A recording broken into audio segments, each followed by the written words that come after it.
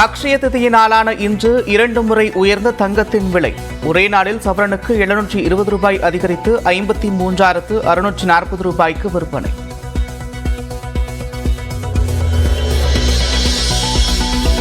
பத்தாம் வகுப்பு தேர்வு எழுதியவர்களில் 91.55% பேர் தேர்ச்சி. கடந்த ஆண்டை விட இந்த ஆண்டு 0.16% அதிகரிப்பு.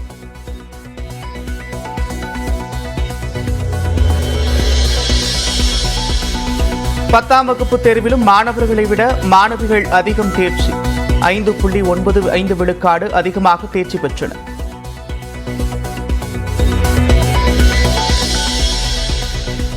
பத்தாம் வகுப்பு தேர்வில் 97.31 விழுக்காட்டுடன் அரியலூர் மாவட்டம் முதலிடம். கடைசி இடம் பெற்றது வேலூர் மாவட்டம்.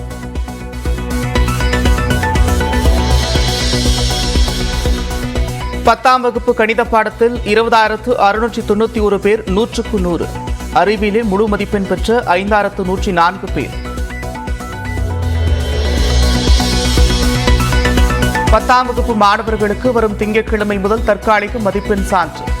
தோல்வியடைந்தவர்களுக்கு ஜூலை 2 முதல் மறுதேர்வு.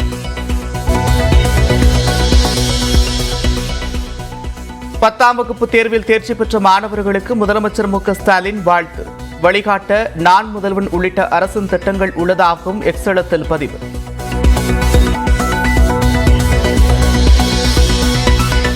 உதகை தாவரவியல் பூங்காவில் 126வது மலர் கண்காட்சி இன்று தொடக்கம்.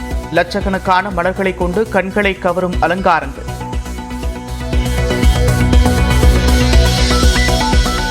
கொடைக்கானல் கீழ்மலை பகுதியில் தாண்டிக்குடியில் சாலையில் மழையால் மண் சரிவு. போக்குவரத்து பாதிப்பு.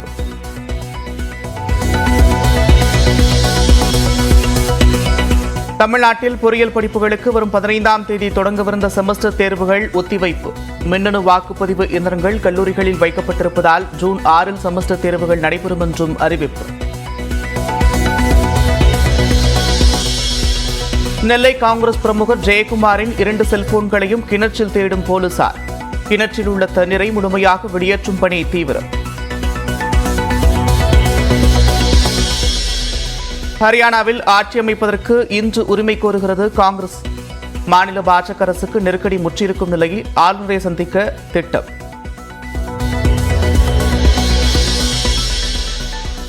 பெங்களூரு அணியிடம் தோற்று பிளே ஆஃப் வாய்ப்பை இழந்த பஞ்சாப் அணி. ஐபிஎல் வரலாற்றில் 4வது முறையாக 600 ரன்களை கடந்த வீரர் என்ற சாதனை படைத்த ராயல் சேலஞ்சர்ஸ் விராட் கோலி.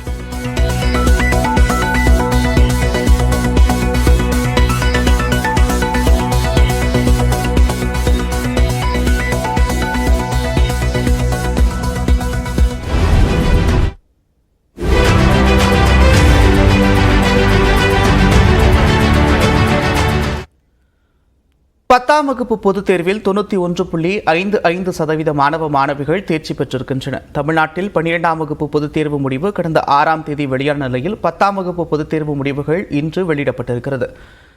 தேர்தல் நடத்தை விதிகள் அமலில் இருப்பதால் பள்ளிக் கல்வித்துறை அதிகாரிகள் தேர்வு முடிவுகளை வெளியிட்டிருக்கின்றனர். அதன்படி 10ஆம் வகுப்பு பொதுத் தேர்வில் 91.55% மாணவர்கள் தேர்ச்சி பெற்றிருக்கின்றனர். மொத்தம் 8,94,264 பேர் தேர்வு எழுதிய நிலையில் 8,18,743 மாணவ மாணவிகள் தேர்ச்சி பெற்றிருக்கின்றனர். வழக்கம் போல இந்த ஆண்டும் மாணவர்களை விட மாணவிகள் 5.95% பேர் அதிகமாக தேர்ச்சி பெற்றிருக்கின்றனர். மாநில அளவில் அதிகபட்சமாக அரியலூர் மாவட்டத்தில் 97.31 விழுக்காடு பேர் தேர்ச்சி பெற்றிருக்கின்றனர். சிவகங்கை, ராமநாதபுரம் மாவட்டங்கள் முறையே 2 மற்றும் 3ஆம் இடம் பிடித்திருக்கிறது. குறைந்தபட்சமாக வேலூர் மாவட்டத்தில் 82.07 விழுக்காட்டினர் மட்டும் தேர்ச்சி பெற்றுள்ளனர். தமிழ்நாட்டில் 1364 அரசு பள்ளிகள் உட்பட 4105 பள்ளிகளில் 100 விழுக்காடு தேர்ச்சி பெற்றிருக்கின்றன. பாடவாரியான தேர்ச்சி விகிதத்தை பொறுத்தவரை கணிதத்தில் 20,691 பேர் 100க்கு 100 மதிப்பெண் பெற்று சாதித்திருக்கின்றனர். அறிவியலில் 5,104 பேரும், சமூக அறிவியலில் 4,428 பேரும், தமிழில் 8 பேரும் 100க்கு 100 மதிப்பெண் பெற்றுள்ளனர். 10ஆம் வகுப்பு தேர்ச்சி பெற்ற மாணவர்கள் வரும் 13ஆம் தேதி முதல் தற்காலிக மதிப்பெண் சான்று பெறலாம் என்றும் தெரிவிக்கப்பட்டுள்ளது. 10ஆம் வகுப்பு பொதுத் தேர்வில் தோல்வி அடைந்த மாணவர்களுக்கு ஜூலை 2ஆம் தேதி மறுதேர்வு தொடங்க உள்ளது. மேலும் 10ஆம் வகுப்பு பொதுத் தேர்வுகள் மறுகூட்டலுக்கு வரும் 15ஆம் தேதி முதல் 20ஆம் தேதி வரை விண்ணப்பிக்கலாம் என்றும் அறிவிக்கப்பட்டுள்ளது.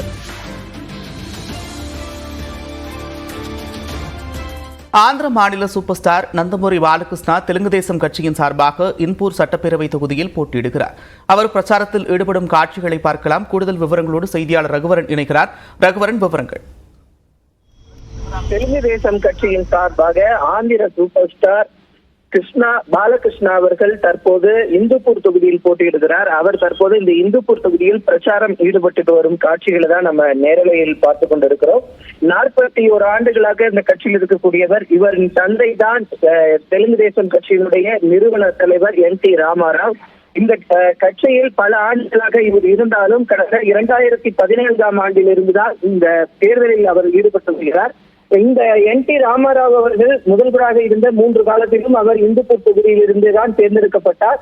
அதன் அடிப்படையில் பாலகிருஷ்ணா அவர்களும் தற்போது இந்த தொகுதியில் தற்போது 3வது முறையாக போட்டியிட்டு இருக்கிறார். இவர் இந்த தொகுதியில் போட்டியிடுவது காரணமாக ஏராளமான ரசிகர்களும் இந்த பகுதியில் வந்திருப்பதை பார்க்க முடிகிறது. அதன் காட்சிகளை தான் நம்ம தற்போது பார்த்துட்டு இருக்கோம். கடந்த முறை பாத்தீங்கன்னா கிட்டத்தட்ட 90,000 வாக்குகள் பெற்று 23,000 வாக்குகள் வித்தியாசத்தில் வெற்றி பெற்றிருந்தார் பாலையா.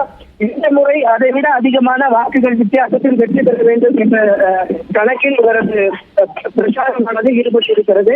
இவரை எதிர்த்து காங்கிரஸ் சார்பாக நாராயணன் தீபிகா மற்றும் காங்கிரஸ் சார்பாக உதயன் உள்ளிட்டோர் போட்டியிடுகின்றனர்.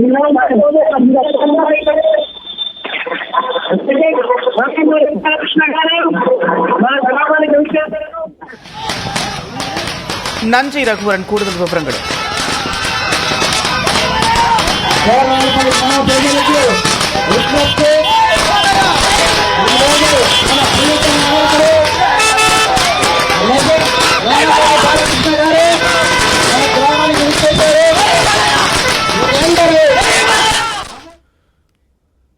அக்ஷய திதியை நாளில் ஆபரண தங்கத்தின் விலை 2வது முறையாக உயர்ந்ததால் தங்கம் வாங்குவோர் அதிர்ச்சியடைந்திருக்கின்றனர். தங்கம் விலை கடந்த மார்ச் மாதம் முதல் அதிக ஏற்றத்தோடு காணப்படுகிறது. கடந்த மாதம் இதுவரை இல்லாத வகையில் தங்கத்தின் விலை 1 சவரன் 55,000 ரூபாயை கடந்தது. இந்நிலையில் நேற்று 6,615 ரூபாய்க்கு விற்க செய்யப்பட்ட 1 கிராம் தங்கத்தின் விலை இன்று காலை 45 ரூபாய் உயர்ந்து 6,660 ரூபாய்க்கு விற்பனை செய்யப்பட்டது. அதற்கடுத்த சில மணி நேரத்தில் கிராமுக்கு மேலும் 45 ரூபாய் உயர்ந்து 6,705 ரூபாயாக நிர்ணயிக்கப்பட்டுள்ளது. இதனால் ஒரே நாளில் சவரனுக்கு 720 ரூபாய் உயர்ந்து 53,640 ரூபாய்க்கு விற்பனை செய்யப்படுகிறது. அக்ஷய திதியொட்டி காலை முதலே நகைக்கடைகளுக்கு பொதுமக்கள் செல்லும் நிலையில் தங்கத்தின் விலை உயர்வால் ஏமாற்றம் அடைந்தனர். வெள்ளி விலை கிராமுக்கு 1 ரூபாய் 30 காசுகள் விலை உயர்ந்து 90 ரூபாய்க்கு விற்பனை செய்யப்படுகிறது. 1 கிலோ வெள்ளி விலையும் 1,300 ரூபாய் உயர்ந்து 90,000 எட்டியிருக்கிறது.